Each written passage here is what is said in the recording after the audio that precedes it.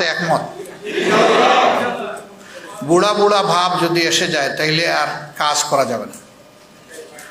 বয়স যাই হোক, বুড়ো চুল দাড়ি সব পেকে গেছে, তাতেও কোনো সমস্যা নেই, কিন্তু আমার মন যেন যুবক থাকে, তোমরা দোয়া করবে। 2 নম্বর হলো, আমার নিরাপত্তা নিয়ে তোমরা চিন্তিত হবা না, তবে আল্লাহর কাছে দোয়া করবা, কারণ আমরা সকলেই আল্লাহর কাছে আমাদেরকে সাপোর্ট করে দিয়েছি। আসসালামু আলাইকুম ওয়া রাহমাতুল্লাহ। সম্মানিত ভিউয়ার্স, 52 টিভি 24 এ আপনাকে স্বাগতম। প্রিয় দর্শক শ্রোতা, আপনাদেরকে জানাচ্ছি আজকের গুরুত্বপূর্ণ একটি ভিডিও।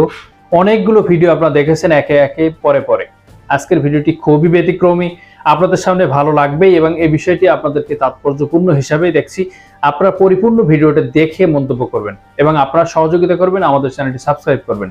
যারা যেখান থেকে দেখছেন সকলকে অসংখ্য মোবারকবাদ জানিয়ে আমরা সরাসরি ভিডিওতে চলে যাচ্ছি। ফেসবুক দেখবা, এটা আমি নিষেধ করছি না। মানিক সাহেব কলাপাতায় ঘুমাইলো না। প্রথমত আমি একজন যুবক, তোমরা আমাকে বুড়া কখনো মনে করবে না।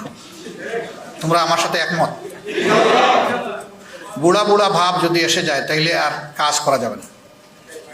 বয়স যাই হোক, বুড়ো চুল দাড়ি সব পেকে গেছে, তাতেও কোনো সমস্যা নেই, কিন্তু আমার মন যেন যুবক থাকে, তোমরা দোয়া করবে।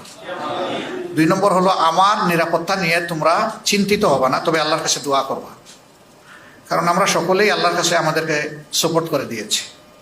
মহান রবের চাইতে বড় কোনো হেফাজতকারী নাই, আসমানের নিচেও নাই, জমিনের উপরেও নেই, এর বাইরে তো আর থাকার কোনো প্রশ্নই ওঠে না।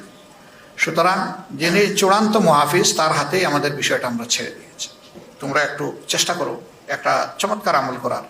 এই আমলটা বাকি সমস্ত আমলকে আলোকিত করে। এটি হচ্ছে শেষ রাতের ইবাদত। এই ইবাদতটা যারা করতে পারে, বাকি ইবাদতগুলো আল্লাহ তাআলা তাদের জন্য সহজ করে দেন। এটা বড় কঠিন, কিন্তু অসম্ভব নয়। এটা কঠিন কিন্তু অসম্ভব নয়, এটা সম্ভব। এই জিনিসটা তোমরা ইনশাল্লাহ করবা। ফেসবুক পড়ে না থেকে ফেসবুক দেখবা, এটা আমি নিষেধ করছি না, কারণ সোশ্যাল মিডিয়া এখন অনেক শক্তিশালী ব্যাপার। এখানে দেখতে হবে তোমার পক্ষে কি বিপক্ষে কি, পক্ষেরটাকে কিভাবে প্রমোট করবা, বিপক্ষেরটা তুমি কিভাবে মোকাবেলা করবা, তুমি না দেখলে বুঝবা কিভাবে। কিন্তু সারাদিন পড়ে থাকা, রাতের একটা দীর্ঘ সময় পড়ে থাকা, এটা থেকে বের হয়ে আসতে হবে। এটা আমাদের অনেক ক্ষতি করে ফেলতেছে, মেধার ক্ষতি, সময়ের ক্ষতি, স্বাস্থ্যের ক্ষতি, চিন্তার ক্ষতি, নৈতিকতার ক্ষতি। এই জায়গা থেকে আমাদেরকে অবশ্যই বের হতে হবে। বের হয়ে এই জায়গাটা আমরা যৌক্তিকভাবে কাজে লাগাবো ইনশাআল্লাহ। আমার আখের কথা, সময় আল্লাহ তাআলা সবসময় অনুকূল হাতে এনে দেন না। সময়ের কাজ সময়ই করতে হয়।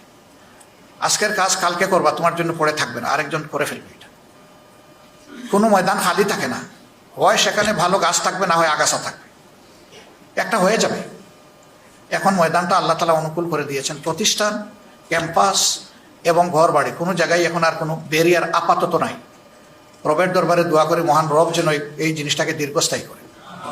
দীর্ঘদিন আমরা বঞ্চিত ছিলাম।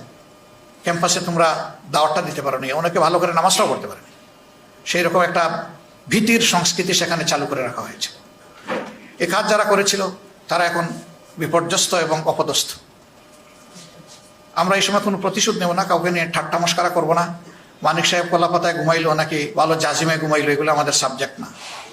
মাঝে মাঝে আমি এগুলো দেখি, তোমাদের পক্ষ থেকে হয়ে যায়, এটা আসলে আল্লাহর দরবারে পছন্দনীয় বলে আমি মনে করি না। কোনো মানুষই বিপদে পড়ছে, তাকে নিয়ে টিস করা ঠিক না। পরে আল্লাহর হাতে সাপোর্ট করে দাও, সংশোধনের সুযোগ তাকে সেটা করে দাও, না তাকে চুপ করো। এই যে আমরা ট্রল করি মানুষ মরার পরে এবং এই ধরনের বিপদে পড়ার পরে, এটা ভালো জিনিস না। তুমি আরেকজনকে অপমান করবা, সেটা তোমার দিকে ফিরে আসবে। ইসলামী মহলের ব্যাপারে আমাদের তীব্র আকাঙ্ক্ষা যে আমাদের একটা ঐক্য হওয়া দরকার, কর্মের ঐক্য, চিন্তার ঐক্য। কিন্তু সেই আমরাই আবার ওদেরকে দিয়ে কেউ একটু খুশা দিল আমাদেরকে, বস আমরা ফুসে উঠলাম। এটা করা যাবে না। তোমরা নিজেরা করো না, আমি এটা বিশ্বাস করি, কিন্তু আমাদের সহকর্মীরাও যাতে না করে সেই দিকে সতর্ক দৃষ্টি রাখতে হবে।